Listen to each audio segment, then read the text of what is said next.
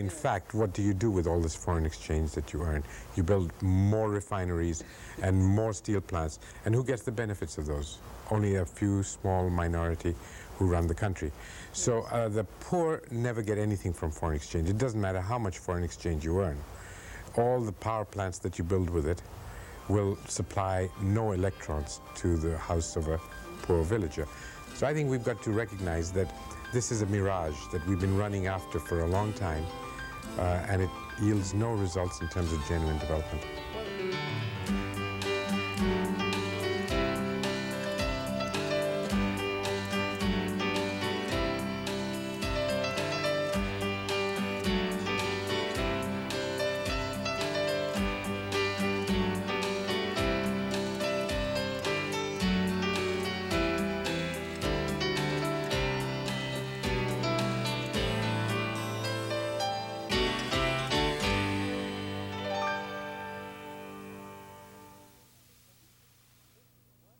Hello, I'm Hazel Henderson, and this is Worth Quoting from the Florida Community College in Jacksonville. And today I'm very happy to introduce a guest from India, and his name is Ashok Khosla, and he has been quite recently organizing all of the non-governmental citizens organizations that participated in the summit, the Earth Summit in Rio de Janeiro. And what we want to talk about today is the next 10 years on this planet. And now the Cold War is over and the divisions in the world are not anymore between East and West.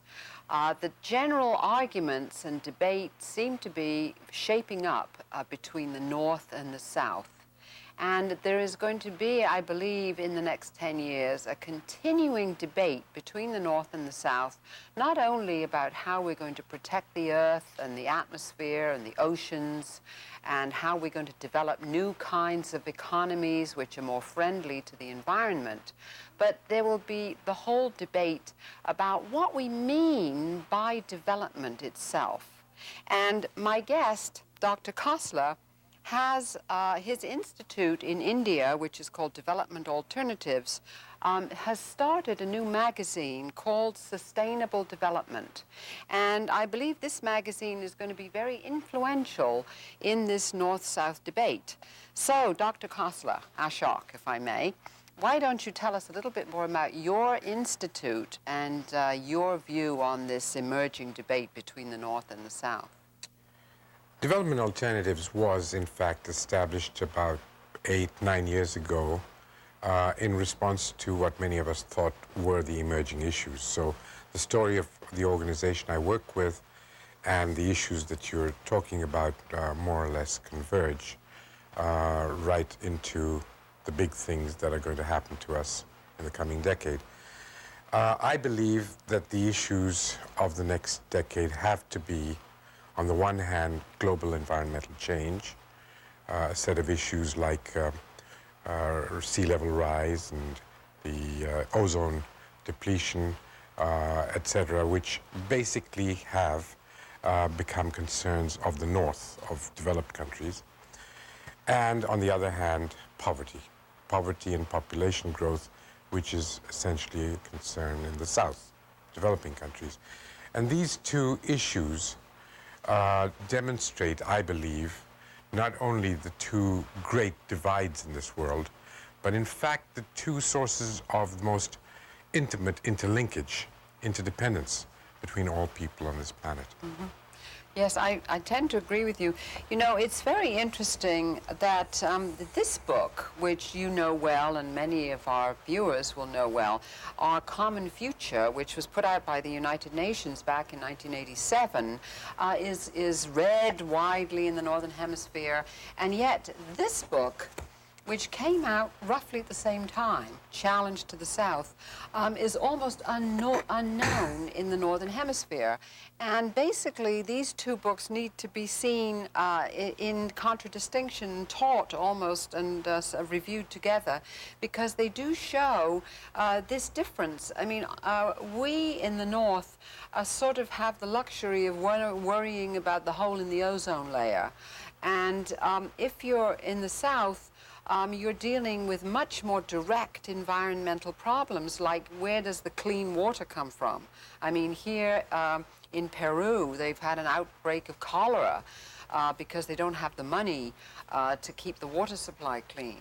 And you're dealing with direct issues like air pollution in the huge cities that are growing so fast in the South. And so, in a sense, how do we get these issues meshed? I mean, I think that for me that's a real puzzle. I mean, it didn't happen at the Earth Summit in Rio very much, did it? Or how did you see? No, I think you put your finger on two separate issues which are very closely related. One is the nature of the linkages among these issues themselves, and the other is our perception and awareness of them, whether we live in the North or in the South. I think the first group of issues, simply stated, is that poverty in the South, to some extent, becomes a necessary part of the global economy if it is to maintain the affluence of the North. The global economy is constructed in such a way that the two are two sides of the same coin, the twins. We can show this in many ways. It's possible to demonstrate, for instance, that the continued affluence of the North depends on raw materials and inputs which come from the South, which must be maintained at a cheap price, including particularly energy, but also all sorts of other materials, food products, and so on. The problem basically becomes that we have often not recognized the internal linkages between the consumption patterns and the wasteful practices in the North and the poverty and population growth issues of the South, which I referred to earlier. And these are essentially interlinked in such a way that we can demonstrate fairly quickly that unless we perceive the other groups, the other persons, if you like, interest as our own interest, we are likely to end up by causing damage to ourselves. I mean, I think that a perfect example that people in the United States understand now about this interlinkage is, say, if we turn our back on Mexico, we get Mexicans come over the borders. The same thing is happening in Europe, where if the European countries turn their back on the old countries of Eastern Europe and the old Soviet Union, there's a mass migration of those people across the border looking for better lives. And the old rules of the world economy, as you know, were operated as if it was okay for capital, I mean for multinational corporations to go all over the world looking for cheap labor, but somehow it was not okay for people to decide to come to other countries looking for better jobs.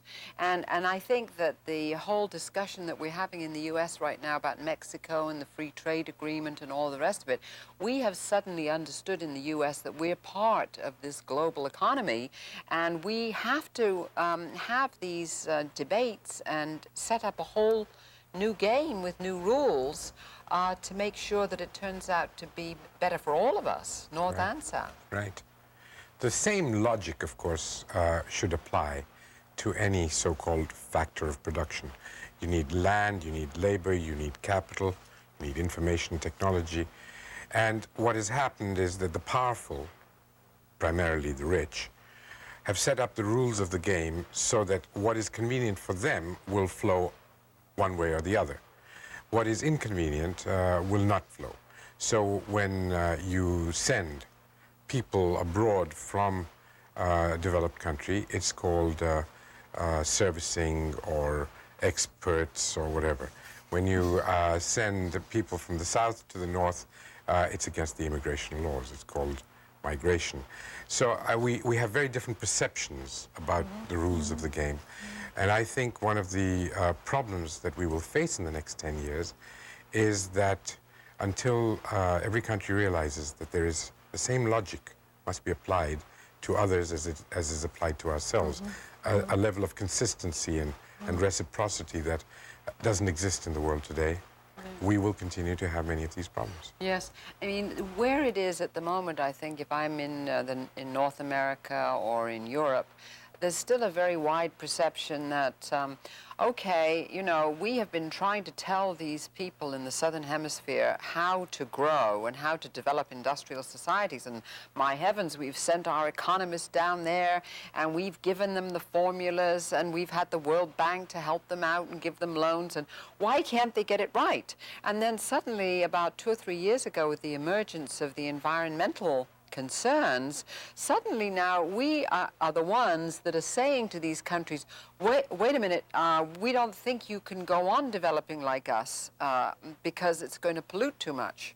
And so the people in the Southern Hemisphere are saying, well, hey, wait a minute, you've just changed the rules on us.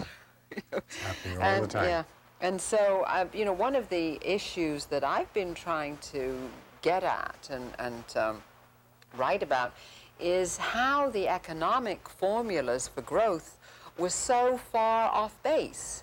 And how did we come up with this very simplified scorecard of progress called the gross national product, where just by the gross national product going up and the stock market booming, suddenly that meant that the country was succeeding. And we see what's happening now in the South, where you can have that as a surface sort of phenomena you can report on in the newspapers, but it isn't touching the lives of about 90% of the people in those countries. This is true. One of the major problems with the growth-based scorecards that we have is that they don't really look at the distribution of that growth. The income of a country is largely, whether it's a rich country or a poor country, is largely appropriated by a small number of rich people. This is true in almost every country in the world. Unfortunately, in poorer countries, this causes much greater hardship than it does in the richer ones. And we're not really familiar in the North about the problems of poverty that exist in many developing countries. This problem of poverty is a matter of life and death, and it's an issue that needs to be addressed with great urgency. And I believe personally that the new indicators that we're going to have to look at, instead of GNP, gross national product, are going to have to include much greater sensitivity to the issues of distribution of wealth and income. Mm-hmm. Yes. I think that one of the things that your institute does, which is going to be important, is it helps us in the North to understand that there are countries with different value systems and that see themselves developing in completely different ways, where their view of development is not how many traffic jams you have and how many air conditioners and how many second homes and all of this, but they tend to have their own view of the world. And I'd like you just to talk a little bit about the texture of life in India in terms of this totally different view that they seem to have of what development means. Unfortunately, the so-called American way of life is very seductive and has reached through modern communications a very large number of people throughout the world. And I suppose today there are many people in India who aspire to the same kind of life, living patterns as exist in North America today. Many people, a reasonable number of people in most developing countries have in fact attained those at the expense of a large number of poorer people. But the kind of living patterns, lifestyles, that the bulk of the third world has grown up with and is used to and probably still aspires to, is a very different kind of pattern of consumption.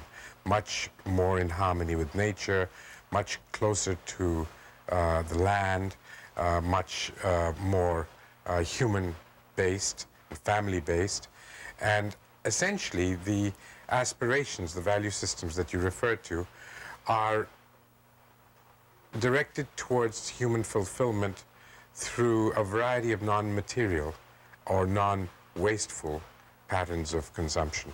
And I think that this makes a very big difference for the future of this planet. I think you mean you're not judged by whether you've bought a new car this year or whether your house is bigger than the other your guys status in society depends on many other things than what you own. And in fact, in some parts of our society, if you own a lot, you tend to hide that fact. Interesting. Well, I know some of the things that you do are help people in villages to develop technologies that better their lives without them sort of responding to this siren song of going to the city in the hopes of finding a job that really isn't there. Can you describe some of those technologies, because they're very interesting? Yes, our basic approach to life is to try and raise the comfort levels, the basic needs of people to a level where they can survive and grow in other ways. So we develop technologies for construction or for energy or for drinking water and sanitation or for income generation, all of which are essentially designed at the household or community or small village level.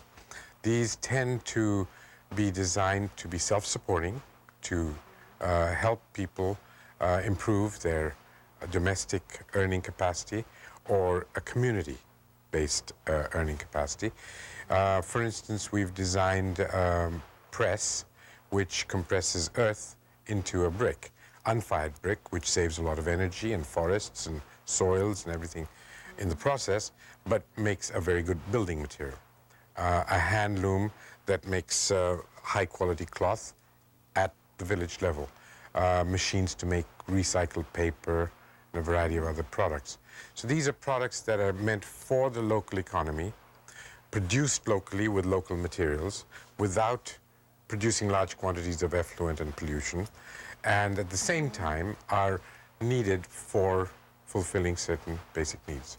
And isn't it interesting, though, how completely different this is from the the accepted model, the old model of economic development, where the World Bank wants to loan money to a country in order to hype exports, and where they will maybe end up making those villages less self-sufficient.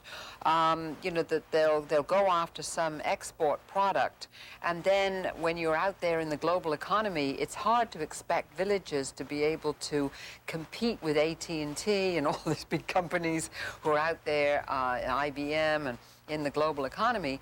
And so my view of it is that it makes them more vulnerable. Of course. And so what you're talking about is sort of a homegrown economy? Yes, I go a little beyond that, though. I think there is need for cash. Mm-hmm. You have to buy a bicycle, you've got to buy certain products made either in a factory or from abroad. And whether you're rich or poor, you need a certain amount of cash for security, for purchasing things, for health care, and so on. But by and large, the model, the neoclassical economic model that you're talking about, seems to have major defects both on the supply and the demand end. Many of them to do with the vulnerability we're talking about, where you're exposed to outside forces which you have no control over, which fix the prices, which fix the demand and supply of raw materials and so on. My own feeling is that actually the most important factor determining the need for a local economy is actually the fact that that is the only way you build up self-reliance. You build up the capacity of people to think for themselves, to develop the capacity to make things for themselves. And it is that which makes a community a genuine, vibrant place to live in. And that's a non-economic issue. Yes, and it's funny, isn't it, because you also have to examine the role of money. And in most communities, in most countries in the world, money still isn't very important. People still have all kinds of reciprocal arrangements. And I think that this was one of the real problems where when we came to the South from the Northern Hemisphere, our economists, it didn't matter whether they came from Harvard or from the London School of Economics or from Moscow State U. You know, they would come to these countries in the South and say, well, look, you're poor, and what you really need is money, and you need to borrow some money, and you need to build a steel mill, and they were off to the races without really realizing that maybe they didn't need to earn all that foreign exchange. Well, this is the fundamental point. In fact, what do you do with all this foreign exchange that you earn? You build more refineries and more steel plants, and who gets the benefits of those? Only a few small minority who run the country. So the poor never get anything from foreign exchange. It doesn't matter how much foreign exchange you earn. All the power plants that you build with it will supply no electrons to the house of a poor villager. So I think we've got to recognize that this is a mirage that we've been running after for a long time, and it yields no results in terms of genuine development. Well, I mean, this says to me that this great debate over these two different models of what we mean by human development. The economic growth model, which we still use in the North and which we're now telling the South that they can't use because it's going to gobble up too much of the Earth's resources. And this kind of homegrown model where the idea is not to have everybody rush into cities looking for industrial jobs, but trying to build a homegrown economy. I mean, this is indeed the most enormous debate because it's like 180 degrees different, isn't it? Almost. Yes, but there is a common thread. Both depend on growth to some extent. One depends on growth very focused on those who need it. And the other one depends on growth for everyone, hoping that those who need it will get a part of it in the process. But in fact, growth is something you're not going to get away from in terms of reducing the huge amount of poverty that exists in the world today. But that growth is very focused in the second model, a focused growth that helps people who really have to find a way out of the present poverty trap, poverty population trap, to be able to get what they need immediately. It seems to be, you might sum it up, that the trickle-down model has failed. Absolutely. It never trickled down the way it was supposed to. And that what I see happening, and I think that you're talking about too, is that all over the world now there are these grassroots citizens groups who are doing trickle-up development based on micro-lending and small banks that make a little bit of cash available when people in villages need it. But generally, this trickle-up thing is just totally different, isn't it? It's totally different, but one has to be careful not to fall into the other trap, which is to promote initiatives that are subcritical, that never really get off the ground. There is somewhere in the middle there a way that will work. And the problem, of course, becomes one of avoiding some kind of a romantic approach of back to the village, which is not going to solve the problem any more than this huge World Bank market-based approach. So we've got to find the right mean, and I think that's not hard to do. Well, I mean, here, this seems to hinge to me on a couple of issues related to technology. And first of all, there is need for technological innovation in terms of green technologies, environmentally friendly technologies. And many of those, I think, are going to come from the south to the north, because in the south, there's a tremendous understanding of how to work with nature. I mean, I think of times when I've been in China, and their agriculture is a lot more sustainable than ours. And then there's the other technology, and I'd like you to comment on both kinds of technology. The other is the communications technology, where now we do have the global village and the possibility of grassroots organizations who are solving real problems on the ground could share their solutions via a television channel, a satellite, global satellite TV channel, where we could increase local expertise very rapidly. Well, I'm certainly, since the invention of the jungle drums, I think television is certainly one of the most powerful means of communication. And I personally believe what you're saying is correct. The last 20 years, we've been talking about the need to think globally and act locally. And it is certainly now becoming clear that we have to take the opposite as well, which is to learn locally and then apply it on a global scale or on a wider scale. And that, I think, we can only do through a very aggressive use of technologies like TV and video.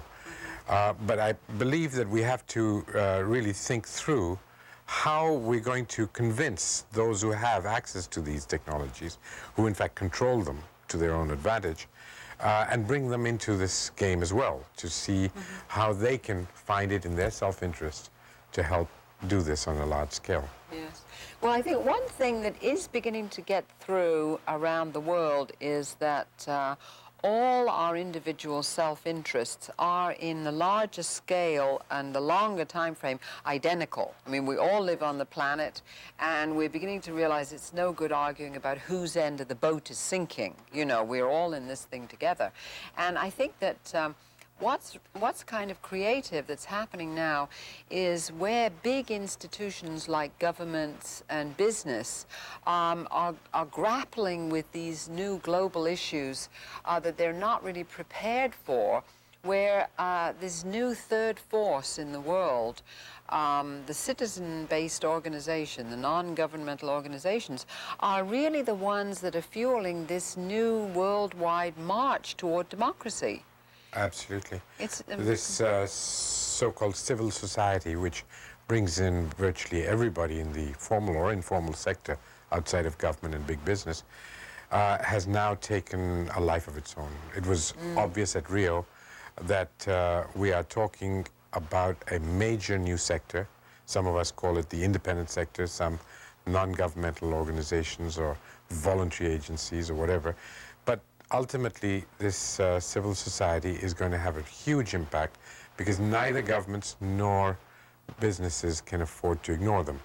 And these are groups that have very, very profound and focused social objectives, some of them rather narrow, and some of them may be off the mark in terms of the long-term needs of either people or the planet, but all of them very firmly committed to a better world. And I think what we saw of these in this whole process over the past couple of years has been that they really mean business.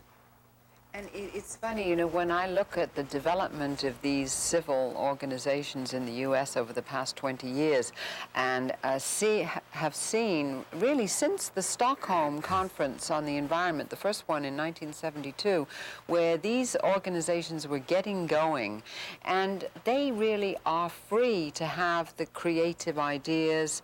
They are very socially innovative. I mean, when you think of groups like Amnesty International, who really led the whole civil, the human rights movement and lobbied that onto governments' agendas.